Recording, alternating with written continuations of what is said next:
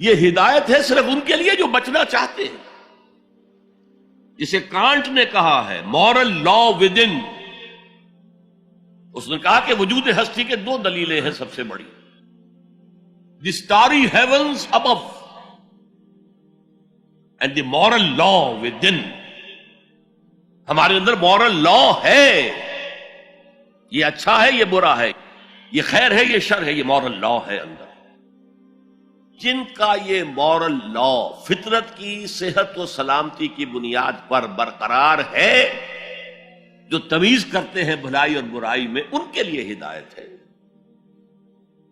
اولاً وہی آتے ہیں سلیم الفطرت لوگ، ابو بکر اور عثمان رضی اللہ تعالی عنہما، والذین اتبعوہم بإحسان. پھر کچھ لوگ ان کے پیچھے پیچھے بھی آتے ہیں. ایک نمونہ دیکھ لیا، کچھ لوگ بڑھ رہے ہیں، یہ دوسرے درجے کے لوگ ہیں.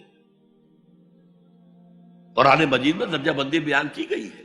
السابقون الاولون من المہاجرین والانصار والذین اتبعوہم بإحسان رضی اللہ عنہم ورضوا عنہ. تو یہ سابقون الاولون جو ہیں وہ سلیم الفطرت، وہ سلیم العقل انسان ہیں جو ان چیزوں تک پہنچ چکے ہیں. البتہ ابھی یقین کی دولت جو ہے حاصل نہیں ہوئی، اور یہی نقشہ کھینچا گیا ہے حضور کا. وَوَجَدَكَ ضَالًّا فَهَدَىٰ. ضال کا ترجمہ جو ہے گمراہ بھی کر دیا جاتا ہے. ضال اسے بھی کہتے ہیں کہ کوئی شخص کسی کے عشق میں دیوانہ ہو جائے. اور ضال وہ بھی ہے جو ابھی حق کی تلاش میں سرگرداں ہے. تو جو غور و فکر غار حرا میں ہو رہا تھا، حدیث میں آتا ہے تحنسو یتحنسو فی، جا کر آپ وہاں عبادت کرتے تھے. تو وہ عبادت کیا تھی؟ کان صفت تعبدہ فی غار حرا التفکر والاعتبار. غار حرا میں آپ کی عبادت کی صفت کیا تھی؟ غور و فکر کہ کائنات کیا ہے. وہی جس سے فلسفی، جن کوسچن سے فلسفی ڈریپل کر رہا ہوتا ہے، دو دو ہاتھ کر رہا ہوتا ہے، وہی حضور اس سارے فکر کے مراحل سے گزرے ہیں اور قریب پہنچ گئے ہیں. تو دروازے پر دستک دی ہے اور دروازہ کھلا ہے. وَوَجَدَكَ ضَالًّا فَهَدَىٰ. پردے اٹھا دیے اور ہدایت دے.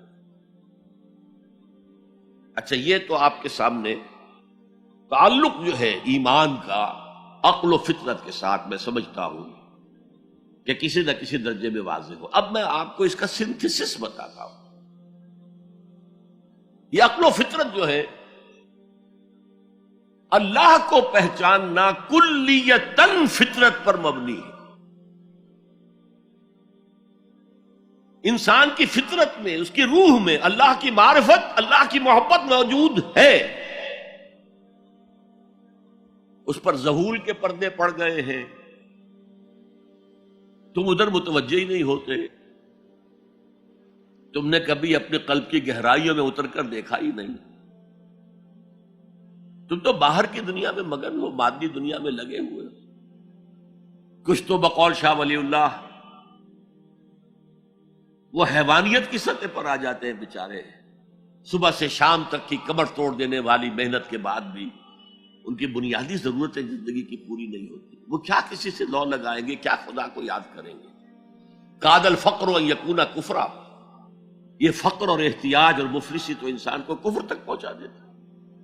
حضور کی حدیث. تو تم ادھر متوجہ ہو، ہماری طرح متوجہ نہیں ہوتے.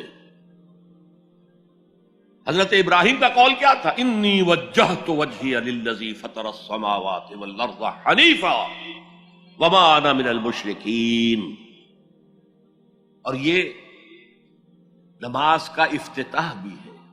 انی وجہت وجہی، میں نے اپنا رخ سیدھا کر لیا ہے اللہ کی طرف، حنیف یکسو ہو کر. دائیں بائیں کوئی میری توجہ نہیں جا رہی. یہ ہے در حقیقت اس عبادت کا تقاضا، جو کہ شکر کا لازمی نتیجہ. اب اس کا سنتھیسس دیکھیے. میں نے کہا کہ سب سے پہلے ایمان باللہ وہ کلیتاً فطرت پر ہے. اسی لیے کانٹ نے یہ ثابت کیا، ایک کریٹیک آف پیور ریزن، اس کی کتاب جس نے ہنگامہ پیدا کر دیا تھا پورے یورپ میں. اس وقت تک کرسچینٹی ڈومیننٹ تھی اور مذہب ایک اہم عنصر تھا انسانی زندگی کا. اس نے کہا اللہ کے وجود کے لیے جتنے منطقی دلیلیں دی گئی ہیں سب غلط ہیں، میں سب کو کاٹ کر دکھاتا ہوں. جیسے ہم کہتے ہیں لوہے کو لوہا کاٹتا ہے، منطق نے منطق کو کاٹ دیا. There is no logical reason to prove the existence of God. A critique of pure reason. میں نے کہا تھا پیور ریزن، عقل خالص جو فطرت سے رہنمائی نہیں لے رہی. وہ فلسفہ جو ہے اس کی منزل کیا ہے؟ ایگنوسٹسزم یا اسکیپٹسزم، لا ادریت یا ارتیابیت. پھر اس نے ایک کتاب لکھی بعد میں، کریٹیک آف پریکٹیکل ریزن. اس نے کہا کہ عملی طور پر انسان اخلاق حسنہ اختیار کر ہی نہیں سکتا جب تک کہ خدا کو نہ مانے. یہ نیسیسٹی ہے انسان کو کہ مانے. علامہ اقبال نے اس کو تسلیم کیا ہے، کانٹ کے اس دعوے کو. وہ ان کی کتاب ہے reconstruction of religious thought in Islam, کہ کوئی منطقی دلیل خدا کے وجود کو ثابت نہیں کر سکتی. متکلمین نے کوششیں کی ہیں لیکن دلیل کو کاٹ دیتی ہے، منطق کا توڑ کر دیتی ہے. وہ صرف قرآن نے لفظ آیت استعمال کیا جو میں نے بیان کیا تھا. اس کائنات میں ہر شے اللہ کی نشانی ہے. جیسے آپ کو اپنے کسی دوست کی دی ہوئی کوئی شے دیکھتے ہی دوست یاد آ جاتا ہے، ایسے ہی آفاق و انفس میں اللہ کی نشانیاں ہیں. تمہارے اندر بھی اللہ کی نشانیاں ہیں. ذرا توجہ تو کرو، آفاق کو دیکھو، کھول آنکھ، فلک دیکھ، زمین دیکھ، فضا دیکھ. افلا ينظرون الى الابل كيف خلقت والى السماء كيف رفعت والى الجبال كيف نصبت والى الارض كيف سطحت فذكر انما انت مذکر. کیا یہ دیکھتے نہیں، غور نہیں کرتے اونٹ کو کیسے پیدا کیا گیا، کتنا اپنے ماحول کے ساتھ مناسبت رکھتا ہے. 7 دن نہ کچھ کھانے کو ملے نہ پینے کو ملے، اسے کوئی پرواہ نہیں. صحرا لقد صحرا کا جہاز، وہ دیکھتے نہیں آسمان کیسے بلند کر دیا گیا، دیکھتے نہیں پہاڑ کیسے گاڑ دیے گئے، دیکھتے نہیں زمین کیسے پھیلا دی گئی. اے نبی آپ یاد دہانی کرائیے، یہ نشانیوں کی طرف متوجہ کر دیجئے. آپ سوائے یاد دہانی کرانے والے کے اور کچھ نہیں ہے. آپ کے ہاتھ میں اختیار نہیں ہے کہ آپ اللہ کو منوا لیں. یہ تو تمہارے اندر سے فطرت سے ابھر کر گواہی آئے گی. اب دیکھیے اس کے لیے آیت، جسے میں یہ قرآن مجید کی طویل آیات میں سے، جیسے آیت البر ہم نے پڑھی تھی، ان فی خلق السماوات والارض واختلاف اللیل والنہار والفلک التي تجری فی البحر بما ينفع الناس وما انزل اللہ من السماء من ماء فاحیا به الارض من بعد موتها وبث فیہا من کل دابۃ وتصریف الریاح والسحاب المسخر بین السماء والارض لآیات لقوم یعقلون. یقیناً آسمان اور زمین کی تخلیق میں، رات اور دن کے الٹ پھیر میں، اس کشتی یا جہاز میں کہ جو ایسا سامان لے کر چل رہی ہوتی ہے جو لوگوں کو نفع پہنچاتی ہے، اور وہ جو اللہ نے آسمان میں سے پانی اتارا اور اس سے زمین کو اس کی موت کے بعد زندہ کر دیا اور زمین میں پھیلا دیے ہر طرح کے جاندار، اور یہ ہواؤں کا چلنا اور یہ بادل جو مسخر ہے زمین و آسمان کے مابین، ان میں سے ہر ایک نشانی ہے، پہچانو. کیا مطلب؟ تم نے کسی مصور کی تصویر دیکھی، تعریف تصویر کی کرتے ہو یا مصور کی کرتے ہو؟ مصور کا کمال ہے، تصویر میں کیا ہے؟ ہاں وہ اپنے منہ سے بول رہی ہے، اپنی زبان حال سے اپنے بنانے اپنے مصور کی تعریف کر رہی ہے. تو کائنات کا ذرہ ذرہ اللہ تعالیٰ کی نشانیوں پر ہے. شیخ سعدی نے کہا، بڑا پیارا شعر ہے، برگ درختان سبز در نظر ہوشیار ہر ورق دفترست از معرفت کردگار.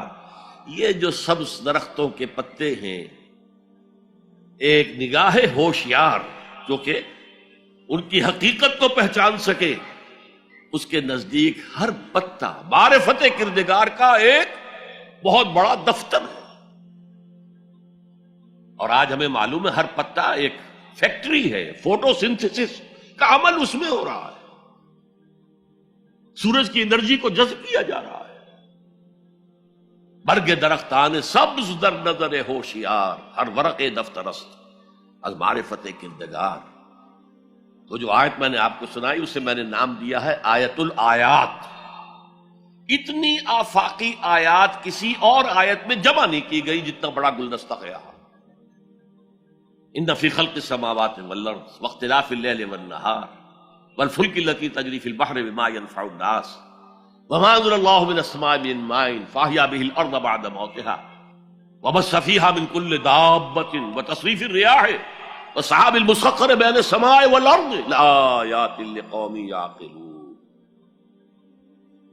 دوسری طرف تمہارے اندر بھی ہے، سنوریہم آیاتنا فی الآفاق وفی انفسہم۔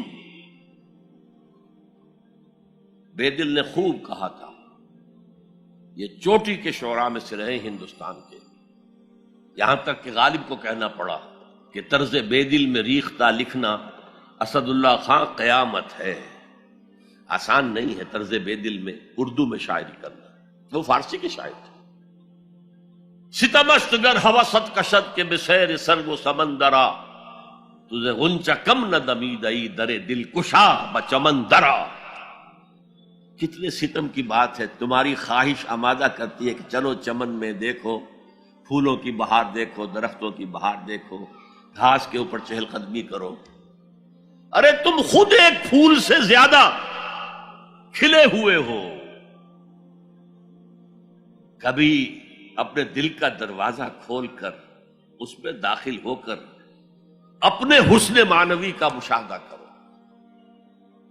ستمست گر ہوست کشد کہ بے سیر سر و سمندرا تجھے غنچہ کم نہ دمیدئی، دمکتا ہوا غنچہ ہو تم خود در دل کشا بچمندرا۔